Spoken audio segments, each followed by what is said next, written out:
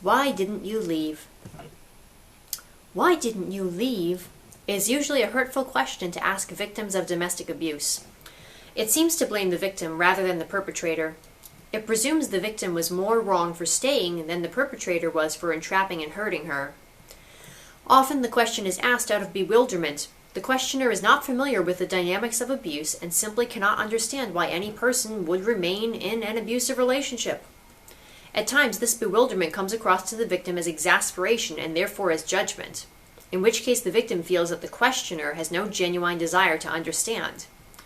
If you have ever felt like asking this question, or if you have ever been asked it, here are some answers to why didn't you leave? Of course, not all these reasons will apply to every victim, but many victims will identify with a large number of them. Lack of identification of the problem. I was unsure about what abuse was. I sought help from my doctor, but he didn't identify the problem as domestic violence. He just gave me antidepressants or tranquilizers for my nerves. I don't think my situation is domestic violence. I don't like that term. I thought, he doesn't beat me up, so I'm not a victim of domestic violence. I didn't want to admit that I had been entrapped into the relationship. For a long time, I was too frightened to admit that it was domestic violence. To admit that would mean that I had to do something about leaving. I was diagnosed with postpartum depression. Nobody saw that the major problem, the real cause, was abuse. Illness and lack of energy. I was too hurt by everything to be able to work out what to do. I just didn't have the energy. I was too sick from all the stress of the abuse. My kids were sick and I had to put them first. I am too old and weak to leave now. The children. I was trying to protect my children from all the stresses of a separation and divorce. My children were having learning difficulties and I didn't want to disrupt their schooling. I thought the children needed their father. They loved him. It always seemed like a bad time to leave. Someone's birthday, Christmas, I thought a violent father was better than no father at all. He threatened to have sex with our daughter if I refused him sex. I thought that by staying under the same roof with him I could protect her. I found out much later he had been violating her anyway. I was frightened because he said he would take the children away from me. My adult children do not want me to break up their inheritance. I believed in being committed to marriage. I was committed to my marriage, and I took till death do us part very seriously. I had made an inner vow never to break my marriage vows. I am hard-working, and I thought, I can work at this. The relationship had some good parts. I still loved my husband. Sometimes he was really nice to me. I didn't want the marriage to end. I just wanted the abuse to stop. I thought, I'll never find anyone better. I thought, a little love is better than no love at all, right? I had compassion for my spouse. I thought the problem was his drinking, or his mental illness. I felt sorry for him because he was sick. I didn't realize the problem was he was an abuser. He needed me to be there so he could manage the rest of his life. He said he would kill himself if I left. I thought if I stayed, I could help him get better. I am loyal. I was conscious of the damage it would do to his reputation. My own best qualities, like empathy and caring, were used as weapons against me. I was going to leave, but then he suddenly became terminally ill, and now I feel trapped. I can't leave him. I would feel too guilty, so I'm his full-time carer now. The community I live in is so small that I am frightened of seeking help. The gossip and my husband hearing about it is too risky. Traumatic attachment. My spouse had convinced me that it was all my fault. I thought I was going crazy. I didn't know what was right or wrong anymore, and I had lost my sense of self. I looked to him for reassurance, love, and leadership. The emotional pain I felt when I left seemed worse than the pain I felt when I stayed in the abuse and buried my feelings. Shame. I was ashamed to admit that the man I had married was terrorizing me. The realization that it was domestic violence killed me inside. I was still walking, but was only a shell. Disbelief or bad advice from others. When I told people about the abuse, they didn't believe me.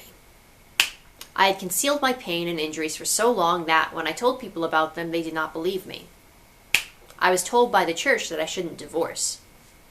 My minister told me to go back, pray, and submit some more. Lack of support from others. I had no support from anyone. When I tried to seek help about the abuse, people treated me like I was a leper or something. The ladies in my Bible study group ignored me when I tried to tell them about my problems, so I felt friendless. My family were not helpful. They told me what to do, instead of helping me work it out for myself and supporting me in my decisions.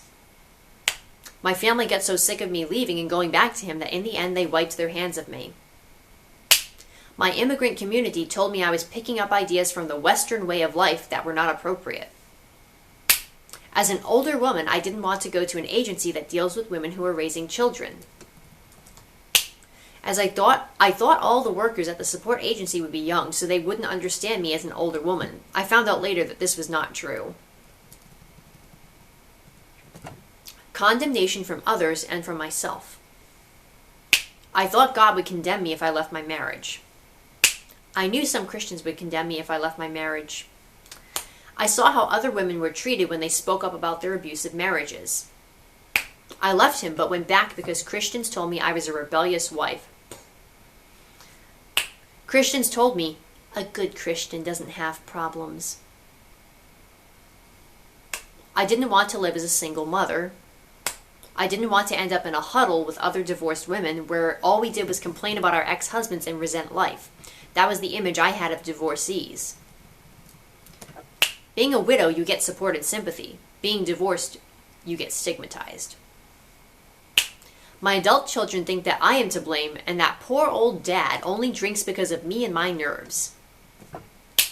My priest said, all you people in the younger generation think about is me, me, me. You're always abandoning your commitments to other people in order to be yourself or find yourself or whatever.